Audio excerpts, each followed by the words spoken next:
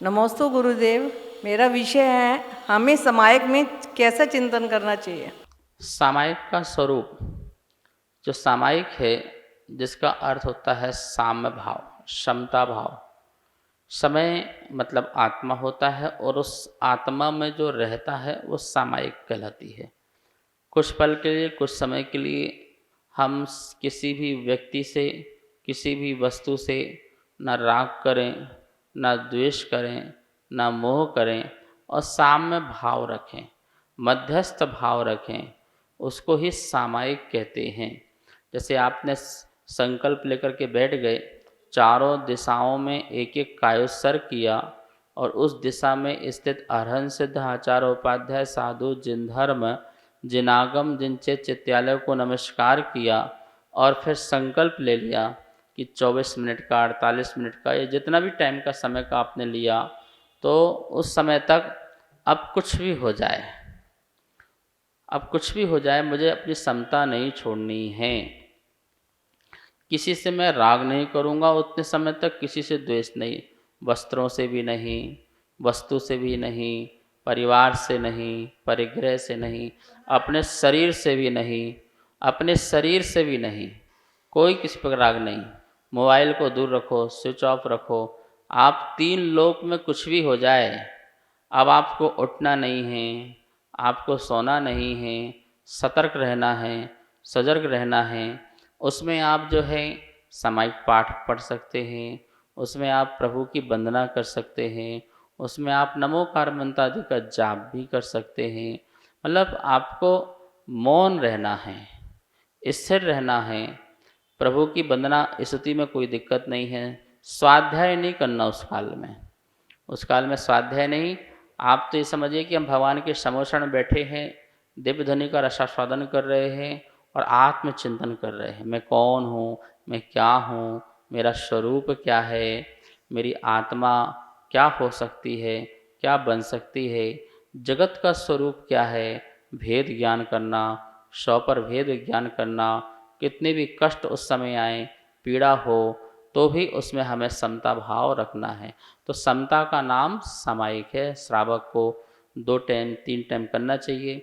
मुनि की 24 घंटे सामायिक है, 24 घंटे समता में रहते हैं, इसलिए उनकी 24 घंटे सामायिक कहलाती है। नमोस्तु महाराष्ट्री।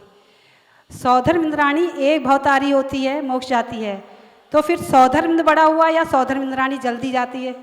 सौधर्म इंद्र तो सौभाग्यशाली होता है, उससे महासौभाग्यशाली सची इंद्राणी होती है।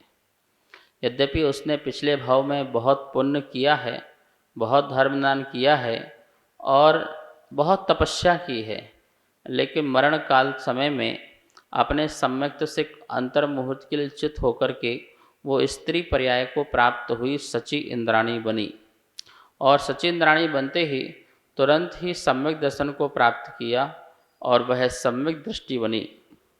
इतनी भाग्यशाली रही, प्रथम तीर्थंकर के दर्शन करती है, इसलिए सौधर्म इंद्र से भी ज़्यादा भाग्यशाली है। क्यों भाग्यशाली है? कि सौधर्म इंद्र तो अपनी पूरी आयु करके जो है मोक्ष जाएगा, लेकिन सौधर्म इंद्र के काल में 40 नील सचियाँ जो हैं मोक्ष चली जाती हैं। तो आप सोचिए कि उनकी आयु जो है लगभग 5 पल्ल की होती है और उनकी सागरों की आयु होती है।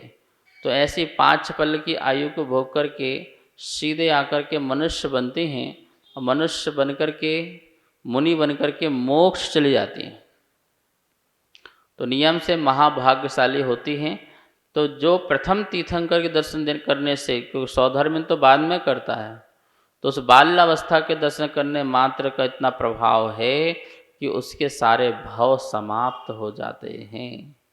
ठीक है ना? तो भाग्यशाली इसलिए उसको माना गया है। तो आप सची इंद्राणी होने का निदान नहीं बांधना, आप तो अपनी तपस्या करना, साधना करना, और जो होगा सो हो जाएगा। नमोस्तु आचार्य श्री। मेरा प्रश्न है कि हम ये कहते हैं कि हम जो इस जन्म में भोग रहे हैं वो हमारे पुनारे कर्मों का जो उदय है वो हम भोगते हैं, लेकिन आचार्य श्री हम कई लोगों को देखते हैं कि वो इस जीवन में बहुत धर्म पुण्य कर रहे हैं, विहारों में आहारों में भी बहुत सम्मिलित होते हैं, परंतु उनके जीवन में फिर भी दुख रहता है।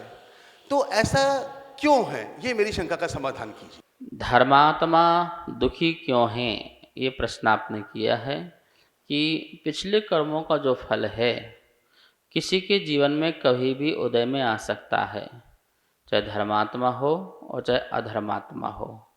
उदय तो तीर्थंकरों को भी आता है, देखो मुनि अवस्था को आहार आदि नहीं मिलते हैं। धर्मात्मा वैसे कभी दुखी नहीं होता है, और जो दुखी है वो धर्मात्मा नहीं होता है, क्योंकि धर्मात्मा साधन नहीं है इसलिए दुखी होता है, ऐसा नहीं है। धर्मात्मा के जीवन में कितने भी कर्म के उदय आए उसके अंदर प्रसन्नता होती है, क्योंकि वो जानता है कि जो कुछ भी मेरे जीवन में हो रहा है ये मेरे पिछले कर्मों के उदय से हो रहा है, और मुझे इसमें समता रखना है, सहन शक्ति को बढ़ाना है। तो जब इस कारण से क्या बोलते हैं वो सुखी रहता है, मैं अपने पुरुषार्थ से सब ठीक हो जाएगा, मेरा इस भाव नहीं प्रभाव में ठीक हो जाएगा। लेकिन धर्मात्मा दुखी हो ऐसी बात मैं स्वीकार नहीं करता हूँ। किसी भी भाव में जीव रहेगा, धर्मात्मा कभी दुखी नहीं हो सकता है, क्योंकि उसके पास सम्यक दर्शन है, और सम्यक दर्शन जो है दुख नहीं देता है। सच्ची श्रद्धा जो है सुख देने वाली हुआ करती है। जैन समाज ने पूरी तरह से जिन्होंने भी अपना धर्म का पालन किया है आज वो सक्षम भी हैं, क्योंकि अभी मुझसे पहले इसकी बात भी कही गई कि आर्थिक दृष्टि से बहुत आगे हैं, दूसरों को भी सपोर्ट करते हैं। ऐसी भी बात आई कि जहाँ जहाँ जैन समाज जाता है अपनी छाप छोड़ के आते हैं।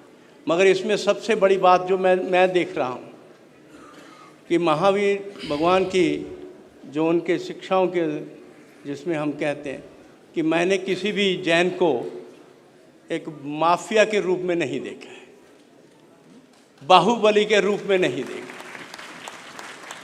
अगर मैं ये कहूँ कि सामाजिक बुराइयों से दूर रहने का अगर काम करता है तो कोई सबसे अग्रणी रहता है तो वो जैन समाज है, और इसमें कोई शंका भी नहीं है कि जितनी मिठास और जितना लोगों के प्रति स्नेह दर्द दूसरों के प्रति है, और इसीलिए अहिंसा का जो है इस जो चलने की बात करते हैं, और ऐसा जहाँ जहाँ भी उन्होंने धर्म का पालन किया है वो खुद भी खुशहाल गए हुए हैं। जहाँ जहाँ गए हैं उस एरिया को भी खुशहाल किया है उसके साथ, और कहते हैं कि लकड़ी के साथ कई बार लोहा भी तर जाता है, और जो लोग ऐसे लोगों की संगत करते हैं उनका भी उद्धार हो जाता है। ये मैंने अपने जीवन में यहाँ तक अभी तक देखा। और मैं ये जब अगर कहूँ कि अगर जैन समाज का ये महावीर जी के भगवान का अगर हम सही से अनुसरण करें तो ये आतंकवाद का शब्द कहीं दिखाई नहीं देगा आपको।